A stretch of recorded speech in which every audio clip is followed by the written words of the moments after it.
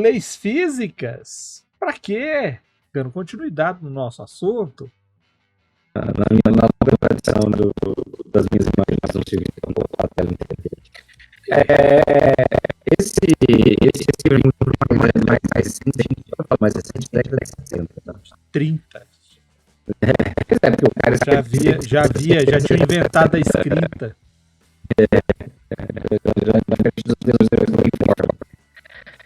O pai do Asimov, a salada tá embaixo d'água, tá dando falha aí na internet. Tá de boa aqui, ó. Não sei pra eles lá, hein?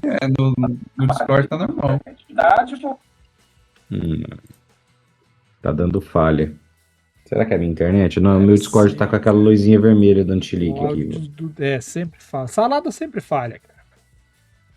Você pensa que vai ter lá uma recreação nutritiva e alguém botou cebola no negócio. É certeza. Olha aí, era Gaslight lá, melhorou. Melhorou não, gente. Sempre esteve bom, vocês estão zoando. Gaslight.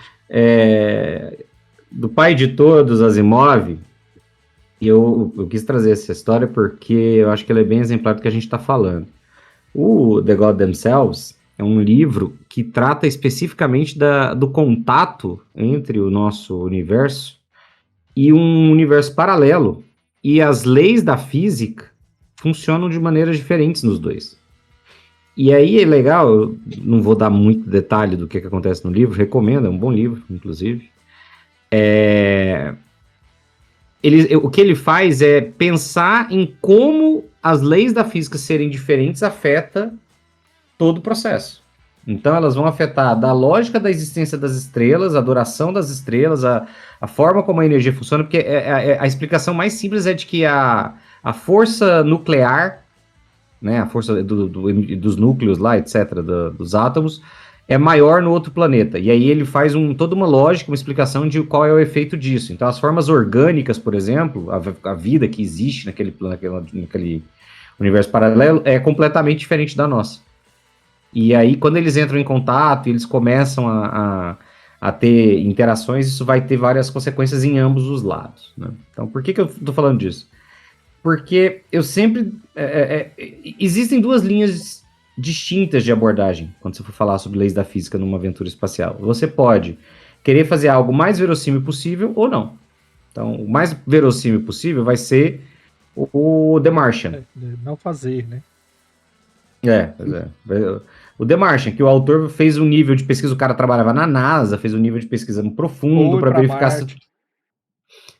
exatamente. Foi escondido para falar que se tudo aquilo que ele estava falando realmente podia acontecer. Então o cara vai lá e faz a conta. Pô, quanto tempo leva? Se com esse tanto de batata aqui dá para fazer batata, dá para plantar batata e cultivar batata e manter batata. Ele faz essa conta. E aí os caras estão num rolê para conseguir fazer a viagem. O cara tem que sobreviver por 8 meses, que é o tempo de viagem da Terra a Marte. Então, assim, existe esse caminho. É um caminho. Normalmente pode ser um caminho difícil, a menos que você seja um astrofísico ou realmente dedicado e com tempo. Para RPG, eu sempre acho que o caminho alternativo pode funcionar melhor, que é quando você faz um misto de senso comum, né, de básico, como as coisas funcionam, mas você tem alguma liberdade para fazer as interpretações convenientes para o que você quer propor na sua história, no seu cenário, que é o que fazem a maioria dos outros dos cenários, das referências que a gente tem aqui. Então, no Star Trek... eu diria que 90% das leis da física funcionam, menos a parte que atrapalharia o roteiro. Então, assim, nossa, não existe um metal, não existe um material que permita você energizar um motor de dobra espacial. Agora tem. Mas ninguém está discutindo o funcionamento da gravidade. Não é do tipo assim, não, a gravidade no universo Star Trek não funciona igual no nosso. Entendeu? Então, assim, você vai querer ter alguma base... comum para os seus jogadores também não terem que reaprender toda uma lógica de funcionamento da física naquele universo em que eles estão jogando, porque isso vai criar uma nova camada de dificuldade para a imersão.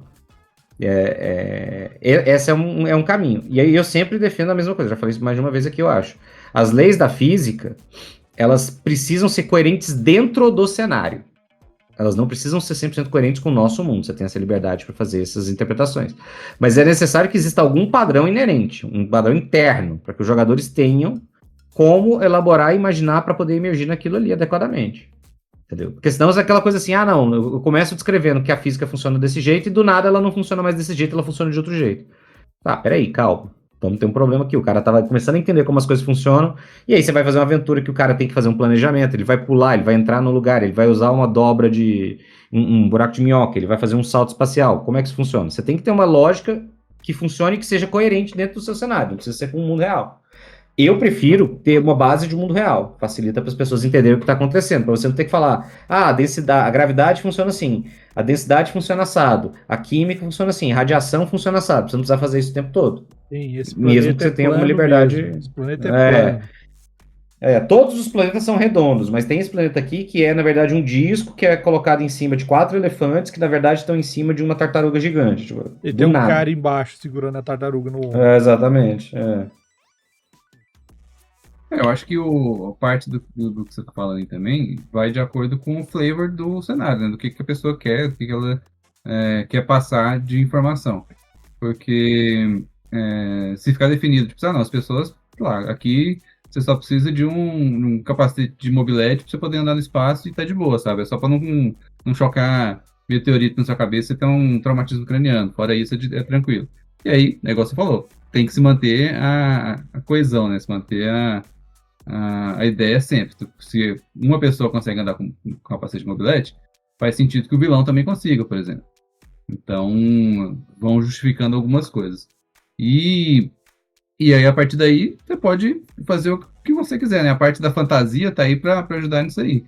A Leia mesmo andou lá 2 minutos no espaço sem nenhum tipo de proteção e voltou de boa.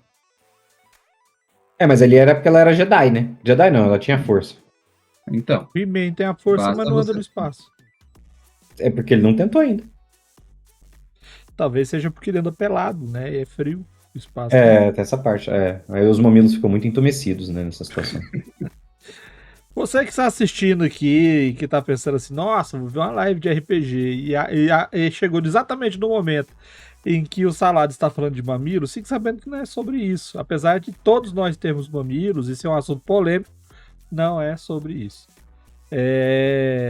Bom, cara... Parêntese rápido. Ontem eu acabei entrando num rolê sobre mamilos na aventura também no final. E assim, é estranho que em 2 dias seguidos eu tenha abordado mamilos nesse canal, mas ok. Eu tô... Depois de muito tempo eu criei vergonha na cara e eu estou assistindo Sopranos, né? Família Soprano. E, cara, assim... Essa primeira temporada deles, não sei se você assistiu, Marcelo, não sei se você assistiu, Jesus. Eu assisti muitos anos atrás. A ida dele no psiquiatra e tal, tem muito lance desses sonhos, esses assuntos repetitivos, como isso tá marcando o subconsciente das pessoas. Eu aconselho você dar uma olhada nisso daí, não nos mamilos, Marcelo, mas no porquê que os mamilos estejam marcando tanto a sua vida. Voltando a falar sobre as leis da física, cara, eu acho que as leis da física elas são adotadas nos jogos para fazer a coisa ter lógica, né?